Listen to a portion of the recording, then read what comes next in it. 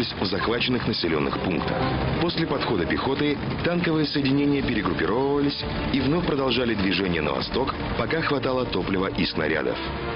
Колонны бронированных машин сопровождали механизированные группы на автомобилях и мотоциклах. Обычно мотоциклисты выдвигались вперед, произведя разведку и завязывая бой с обнаруженным противником. Хорошо организованное взаимодействие с авиацией позволяло немецким танкистам двигаться вперед почти беспрепятственно. Командующие 2-й и 3-й танковых групп Гудериан и Гот стремились к Москве. Но пока оба получили однозначный приказ. Главная цель – Минск. И здесь проявился различный подход двух генералов к выполнению приказов сверху. Гот поворчал, но на Минск повернул. Тогда как Гудериан продолжил движение на восток, направив к Минску лишь часть войск. Город бомбили с первых дней войны. Минск горел, и небо сплошь затянуло дымом пожарищ. Надежду на успех обороны давали старые укрепления к западу от Минска, часть так называемой линии Сталина. Справка. Линия Сталина. Названная так немецкой пропагандой и западной прессой система оборонительных сооружений на старой границе СССР. Она состояла из ряда укрепленных районов, протянувшихся от Карельского перешейка до Черного моря. Укрепрайоны с казематами для артиллерии и пулеметными дотами имели протяженность от 50 до 150 километров. В 1939 году, после присоединения к СССР новых территорий, вооружение с линии Сталина сняли и в 300 километрах западнее начали возводить новую, линию Молотова. Однако к началу войны ее строительство закончено не было. Повинуясь приказу, Гот бросил главные силы на Минск. Но взять город сходу не удалось. Одна из немецких дивизий прорвалась через незанятый участок линии Сталина, но была контратакована. Ее передовые части даже оказались в окружении. Остальным войскам, как писал позднее сам Гот, пришлось с тяжелыми боями прорываться через линию укреплений на шоссейной дороге. Но отработанная годами немецкая тактика приносила свои плоды. На поле боя немецкий танковый батальон строился так называемым клином. Чаще всего к противнику было обращено не острие, а основание клина. Особенность такого построения – узкий фронт атаки. На ширине всего лишь в километр атаковало сразу 50-60 танков. В обороняющейся советской дивизии образца 41 года противотанковые пушки равномерно распределялись по фронту, поэтому на участке атаки оказывалось всего 5-10 орудий. Вражеские танки своей массой просто давили эти несколько пушек, а затем, поворачивая вправо и влево, атаковали оборонительную линию во фланг и тыл. Для советских войск ситуация осложнялась техническими проблемами. 45-миллиметровые противотанковые пушки пробивали лобовую броню немецких танков только с предельно малых дистанций. Более мощных 76-миллиметровых пушек не хватало. Результат был предсказуем. Через 2 дня боев немцы сломили сопротивление советских частей в дотах под Минском. И 28 июня фашистские танки вошли в город. Павлову оставалось лишь обреченно смотреть на неизбежное окружение. Сейчас, спустя много лет, Павлова можно упрекнуть во многом, что он не сделал. Однако командующий сделал один важный шаг. Отдал приказ отходить, когда угроза окружения только обозначилась на карте. Многие бойцы и командиры получили шанс остаться в живых.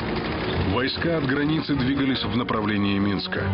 О сдаче в плен никто не думал. Части сохраняли порядок и управляемость. Отступала и 3-я армия Кузнецова.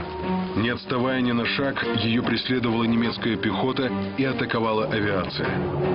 Ситуация ухудшалась и наличием так называемого бутылочного горла в районе Волковыска. Здесь при движении с запада на восток количество дорог и переправ уменьшалось. Войска Кузнецова двигались быстро. Попытка немцев перехватить части на пути к Волковыску не удалась. Подразделения Кузнецова выбили с переправ на Немане немецкие передовые отряды.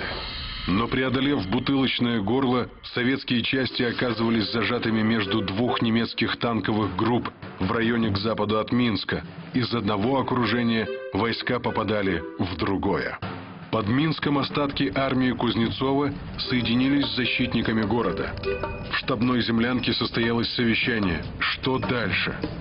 Предложение перейти к партизанским действиям Кузнецов отклонил. Сложнее оказалось сделать правильный выбор из двух вариантов. Прорываться на северо-восток через войска Гота или на юго-восток, где располагались части Гудериана. Остановились на втором, более коротком направлении к своим. Если бы Гудериан проявил в выполнении приказов командования такую же настойчивость, что и Гот, то шансы советских частей на прорыв оказались бы ничтожными.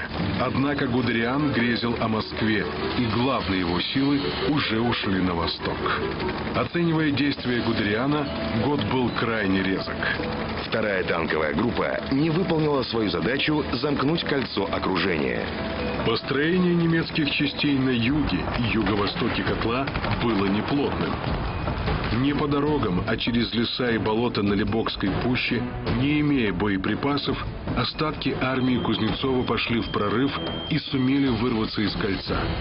Но фронт уже откатился далеко на восток, и впереди войска Кузнецова ожидали недели скитаний по лесам. Прорыв из окружения летом 1941 года оказался редкой удачей. В котле под Белостоком и Минском осталось 270 тысяч солдат и командиров Красной армии.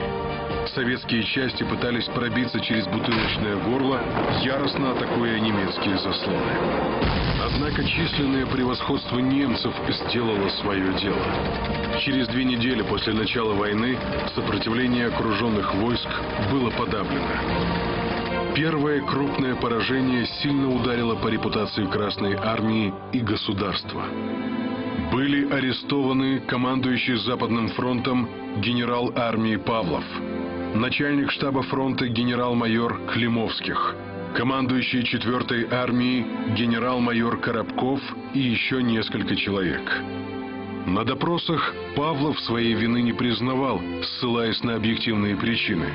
Допущенные Павловым ошибки типичны для советских командующих того периода, но в случае пристрастного подхода они могли восприниматься и как предательство. Арестованных военачальников признали виновными и расстреляли. В первую неделю войны на Юго-Западном фронте в Украине обошлись без крупных окружений. Немцы пробились здесь только на 150-170 километров. Но катастрофа в Белоруссии заставила Юго-Западный фронт отдать последние резервы и отступить к линии Сталина и Днепру. Успехи в приграничных сражениях дали повод германскому командованию чувствовать себя победителями. Тысячи пленных, захваченные советские танки и орудия, казалось, кричали о победе. Начальник генерального штаба Германии Франц Гальдер писал: «Не будет преувеличением сказать, что кампания против России выиграна в течение 14 дней». Следующей целью немцев стал Смоленск. Однако все оказалось не так просто. Обнаружились факторы, первоначально недооцененные немцами. Первый, перешедшие границу компактной массой немецкие войска, оказались разбросаны на пространстве от Прибалтики до Украины. Второй фактор. В бой вступили советские армии внутренних округов. Они не успели к границе, но теперь были готовы дать сражение на Днепре и Двине. Танковые группы Гота и Гудериана двинулись на восток. Перед ними стояла задача прорваться далеко вперед и встретиться восточнее Смоленска. Но повторить под Смоленском успех Минского котла им не удалось. На этот раз дело объяснялось не своеволием Гудериана. Моторизованные корпуса попали под удары прибывших на фронт новых советских армий и перешли к обороне. Вскоре пришлось обороняться и Готу. Его войска оставили Великие Луки. Это был первый крупный советский город, отбитый у немцев. Уйдя вперед и оставшись без поддержки пехоты, танковые группы вермахта оказались под угрозой разгрома. Переломить ситуацию немцам удалось лишь с подходом пехоты полевых армий.